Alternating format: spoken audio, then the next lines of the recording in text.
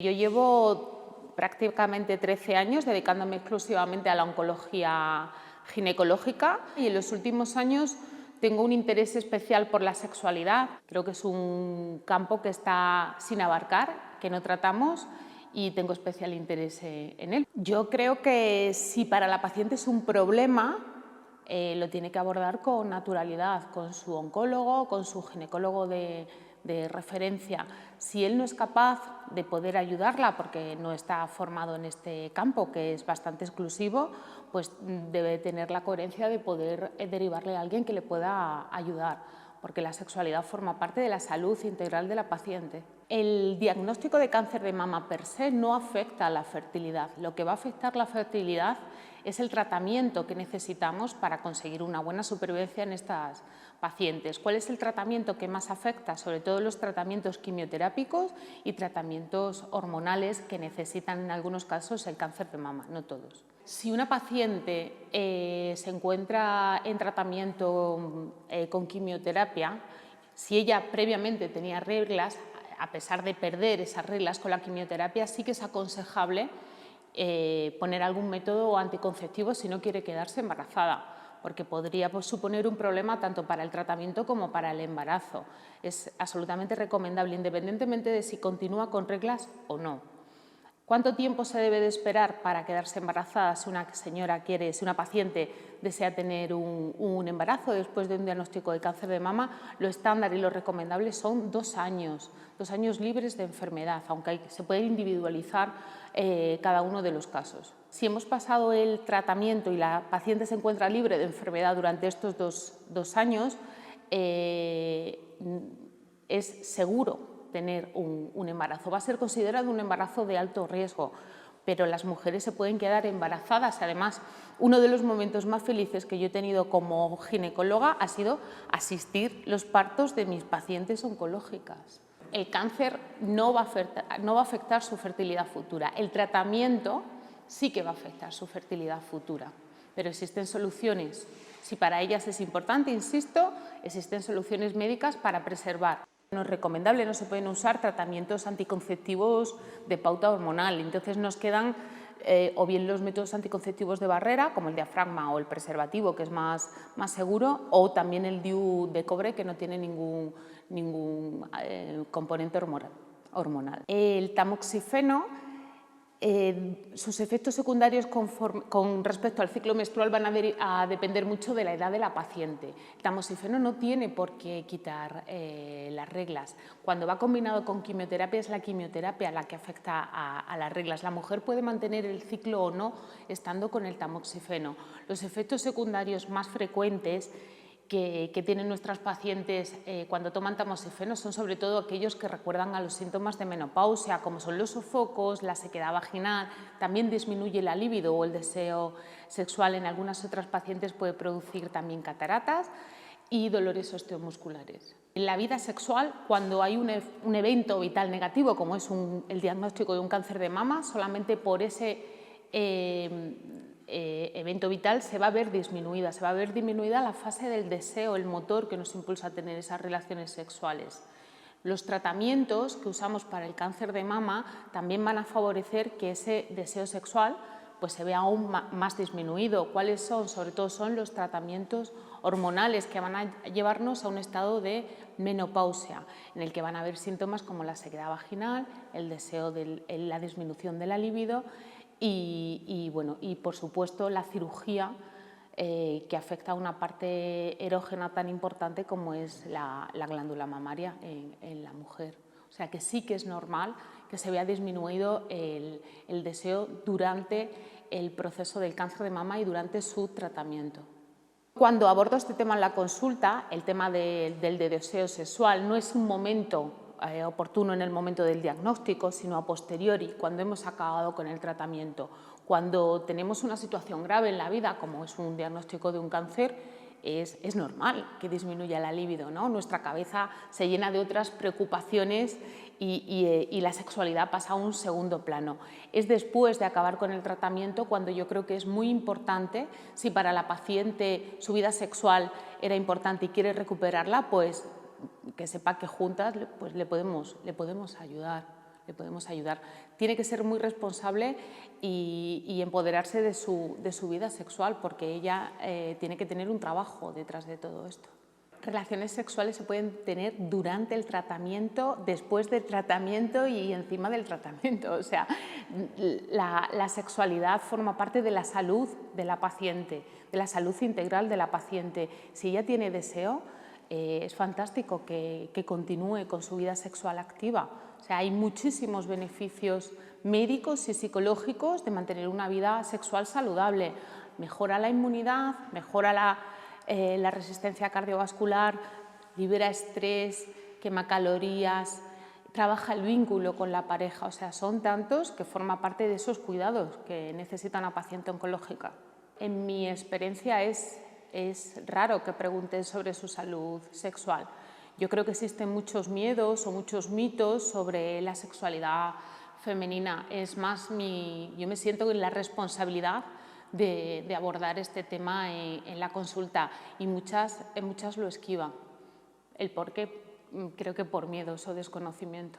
Desde la comunidad médica yo creo que ahora tenemos unos nuevos retos. O sea, nuestras pacientes viven mucho más. La edad de la mujer se ha visto alargada. Entonces tenemos un pool de pacientes en los que quedan unas secuelas del tratamiento y ya no nos conformamos, al menos yo ya no me conformo solamente con que vivan, porque ya viven las mujeres con cáncer de mama. Yo quiero que vivan con una calidad de vida y un aspecto fundamental es la sexualidad. Creo que debemos de ser mucho más proactivos en la consulta en este sentido, sacar nosotros el tema y demostrarle que es algo que forma parte de su salud. Los síntomas más frecuentes son muy parecidos al resto de la población femenina. El mayor problema que tienen las mujeres es la disminución del deseo sexual. Lo que pasa es que esto es difícil de abordar porque el deseo sexual, que es el motor que nos lleva a tener relaciones sexuales satisfactorias, viene determinado no solamente por cambios biológicos, sino también por experiencias individuales previas a este evento, es decir, cómo vivía yo mi sexualidad previamente, por conceptos sociales o culturales que tenemos aprendidos y, por supuesto, por fármacos y tratamientos que usamos. Y quizás el segundo más frecuente sea el dolor con las relaciones, que viene desencadenado por el famoso síndrome geniturinario, es decir, la atrofia de los genitales que se produce con los tratamientos que usamos para el cáncer de mama. El síndrome geniturinario, el dolor, la atrofia con las relaciones, la sequedad que queda, no solamente eso, es la sensación de disconfort, el aumento de infecciones del tracto urinario que queda cuando la mujer entra en menopausia, es mucho más intenso en la paciente oncológica, mucho más intenso. ¿Qué podemos hacer? Pues es un síndrome que existe pocos tratamientos. Quizás el gran pool de tratamientos que tenemos son el tratamiento hormonal, que en estas pacientes con cáncer de mama no podemos ponerlo. ¿Cuál sería el campo de trabajo más importante? Pues sobre todo seguir usando el órgano, seguir usando los genitales.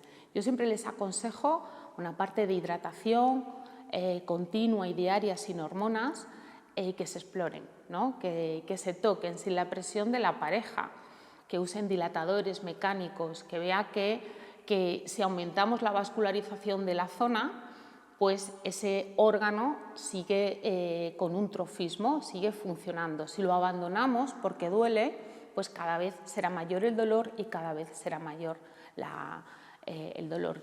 Quizás yo tengo una gran esperanza en los tratamientos con láser vaginal, que es un tratamiento, una medida física, que lo que va a hacer es estimular los fibroblastos de la vagina y hacer ese tejido pues, más trófico y más funcionante. Hay algunos estudios con buenos resultados. Los cambios que sufre la paciente oncológica, no solamente con la cirugía, bueno, la cirugía cada vez más podemos hacer una cirugía conservadora, es decir, respetar y dejar la mama. Esto ya fue un gran avance. En otros casos no es posible y hay que hacer una mastectomía. El cómo lo encaja, cómo lo supera cada una es muy difícil y muy variable, depende de cada paciente, depende de la autoestima previa que se tuviera. Muchas consideran que son sus cicatrices de guerra, que yo creo que es la visión más positiva, pero es muy variable. ¿Cómo podemos ayudar nosotros? pues respetando, ¿no?, su decisión. En las unidades de cáncer de mama, pues la mayoría contamos con psicooncólogos que le pueden dar unas pautas generales para una mejor aceptación de su nueva imagen corporal. Nosotros explicamos a la paciente que tiene la opción de reconstruirse la mama. Indicamos muy bien cuál es el tratamiento oncológico, lo demás depende de ella. La acompañamos y la aconsejamos, pero la decisión siempre va a ser suya. Sí que podemos aconsejar con mayor ímpetu en algunos casos en los que la cirugía oncoplástica hay que retrasarla un poco por la premura que necesitamos para iniciar los tratamientos con quimioterapia, pero la última decisión es suya. Hay pacientes que, independientemente de nuestro consejo, deciden hacerse una reconstrucción inmediata, y otras que no se afectan con sus nuevas cicatrices y no desean someterse a más tratamientos, porque realmente cuando acaba el proceso están muy cansadas psicológicamente y no les apetece entrar de nuevo en nuevos quirófanos y nuevos tratamientos. El apoyo social es fundamental en cualquier evento, tanto positivo como negativo en la vida. Yo, cuando la paciente se viene abajo, yo creo que forma parte de su proceso de duelo. No pasa nada, es normal, es sano. Los familiares, con el ahínco de querer ayudar y de querer verla animada, pero forma parte de su proceso de duelo. Yo creo que hay que respetarlo y acompañarlo simplemente. Nosotros aconsejamos a las pacientes que se conozcan su mama, siempre. ¿Cuándo hay que explorarse? Siempre después de la regla, a partir del día 5 del ciclo, que para nosotros día 1 del ciclo es cuando empieza la regla. Ahí la mama es cuando está más relajada del estímulo hormonal. Pues con un poquito de crema en las manos, apoyando la mama sobre la parrilla costal, notaremos unas partes que están más blanditas, que es la grasa de la mama, y unas partes que están más duritas, que es la glándula mamaria. La paciente lo único que tiene que conocer es dónde tiene esas zonas más blanditas y dónde tiene esas zonas más duras. No pretendemos que nadie haga un diagnóstico de nada, sino solamente que reconozca cuándo su mama está cambiando o ha cambiado. Y ese es el momento en el que tiene que consultar con un profesional. Deben de hacerlo siempre al menos una vez al mes y siempre después de la regla. Cada vez tenemos más en mente los profesionales el que es importante preservar la fertilidad en la paciente que lo desee y que lo quiere. ¿Cuándo solemos incidir mucho? En pacientes jóvenes o en pacientes que no han tenido aún hijos. Abordamos el tema con ellas. Hay muchas pacientes que no desean ser madres y esto también hay que respetarlo. A la paciente que tiene un interés o una incertidumbre si desea o no en un futuro quedarse embarazada, lo que le aconsejamos es que le realicen una criopreservación ovárica o de embriones si es que ella tiene una pareja establecida y ese proyecto de fertilidad pues era conjunto. En el tratamiento, en los pacientes que tienen cáncer de mama, como he dicho anteriormente, estamos muy limitados porque sí que existen tratamientos eficaces para los sofocos, pero son tratamientos basados en hormonas y por lo tanto incompatibles en este tipo de pacientes. Es fundamental conocer. Cuando uno conoce, se adapta mejor a esa nueva situación. Es fundamental conocer en qué consiste su menopausia y sobre todo factores de vida más saludables, el ejercicio, el descanso, cambios en la alimentación. Esto está muy demostrado que nos van a hacer entrar en una menopausia pues, más saludable. Yo quiero pensar que mis pacientes van a tener una vida sexual plena y satisfactoria, o al menos similar a la que tenían antes. El problema es cuál era antes su vida sexual del cáncer. Yo creo que existe mucho desconocimiento sobre la sexualidad en general y sobre la sexualidad femenina en particular. Nadie nos da una educación sexual saludable, solo se nos habla de embarazos no deseados, de enfermedades de transmisión sexual, pero no como una fuente de placer y de salud para la mujer. La Fundación Sandra Ibarra ha creado la primera comunidad digital de pacientes y supervivientes de cáncer. Escuela de Vida Fundación Sandraibarra.org